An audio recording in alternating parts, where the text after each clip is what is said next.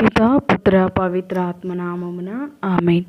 ప్రియ స్నేహితులారా, మీ అందరికీ దేవుని యొక్క ఆశీస్సులను తెలియజేస్తూ అక్టోబర్ నెల మరియ మాత పూజిత మాసం అని మరి క్రైస్తవులు ముఖ్యంగా కథోలికులు ఈ యొక్క నెలని మనందరం కూడా భక్తి శ్రద్ధలతో జపమాలను జపిస్తూ తల్లిని గౌరవిస్తూ ఉండగా ఈనాడు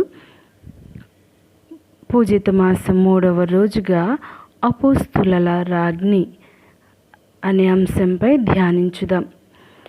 అపోస్తులతోనే ఉన్న మరియమాతను ఏ విధంగా అర్థం చేసుకోవాలి?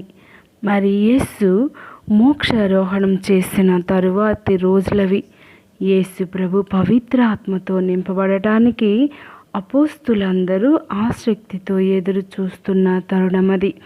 పవిత్ర ఆత్మ ఆవరింపును పొందిన అనంతరం అపోస్తులందరూ జగమంతటా పర్యటించి సృష్టినంతటిని నూతనీకరించవలసి ఉంది. కొత్త భూమిని రూపొందించి దైవరాజ్య నిర్మాణం గావించడం కోసం సిద్ధపడుతున్న గడియలవి. ఈ పవిత్ర సమయంలో దైవానుగ్రహ పరిపూర్ణురాలైన మరియమాత కూడా వాళ్ళతోనే ఉంది.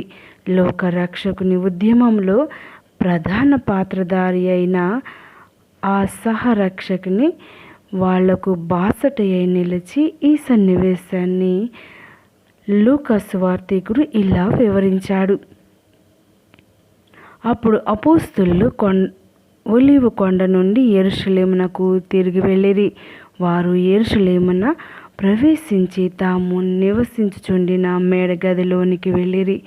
వారు ఎవరనగా పేతురు, యోహాను, యాకోబు, ఆంద్రెయ, ఫిలిప్పు, తోమా, బర్తలోమయి, మత్తయి, అల్ఫయి కుమారుడు యాకోబు, మతాభిమానియగు సీమోను, యాకోబు కుమారుడగు యూదా అనువారు.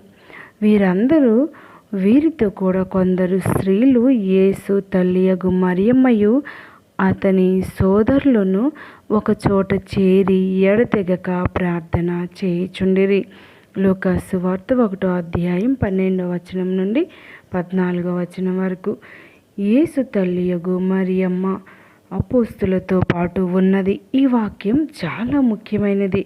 ఎందుకంటే యేసు మోక్షారోహణం చేయడం వల్ల అపోస్తులు అనాథలుగా ఉన్నారు. తమ మహాగురువు తండ్రి యొద్దకు తరలి వెళ్ళిపోవడం అనేది వాళ్ళకి దిగులుగా గురి చేసింది. ఆ సమయంలో యేసు తల్లి వాళ్ళతో ఉండి వాళ్ళను ఓదార్చింది. వాళ్ళు అధైర్యపడకుండా ఆదుకొన్నది. తన కుమారుని శిష్యులను సమైక్యంగా కలిపి ఉంచే పవిత్రమైన ఒక బంగారు తీగలాగా ఆమె వాళ్ళ హృదయాల్లో నెలకొని పై గదిలో ప్రార్థన యందు నిమగ్నమైన బృందానికి చల్లదనాన్ని, నిండుదనాన్ని ప్రసాదించిన పుణ్యమూర్తియే మరియమాత. ఆమె వాళ్లతో పాటు సుదీర్ఘ ప్రార్థన చేసింది. తన కుమారుని శిష్యులకు దేవుని సాయం త్వరగా లభించాలని ఆశించింది. ఆమె ఆ సమయంలో సలహాలు, సంప్రదింపులు నిర్వహించలేదు, నాయకత్వం నెరపలేదు. కానీ ఆమె మౌనం, ఆమె ప్రార్థన, ఆమె మననం, నిర్మలమైన ఆమె సాన్నిధ్యం ఈ పరిసరాన్ని అపోస్తుల మనసులను ఎంతగానో ప్రభావితం చేశాయి. స్వర్గం నుండి పవిత్రాత్మ కుమ్మరింపునకు వాళ్లను సరి అయిన విధంగా సిద్ధపరచిన మౌన ప్రేరణయే చల్లని తల్లి అయిన యేసుమాత. ఆమెను లోక రక్షకుని మాతనుగాను చేసిన పవిత్రాత్మ ఇప్పుడు మరొక తల్లికి జన్మనివ్వబోతూ ఉన్నాడు. ఆమెయే శ్రీ సభ అనెడు మాత, అనగా క్రీస్తు విశ్వాసుల సంఘం. ఈ తల్లి ఇప్పుడు పుట్టబోతూ ఉంది. ఈ పుట్టబోయే సంఘం మరేదో కాదు, అది క్రీస్తు జ్ఞాన శరీరమే.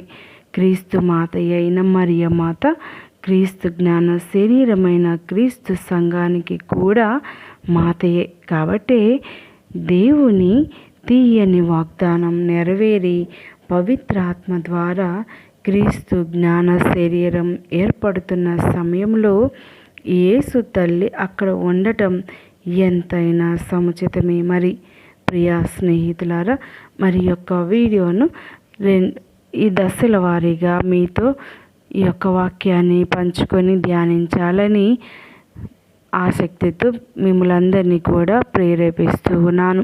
మరి ముఖ్యంగా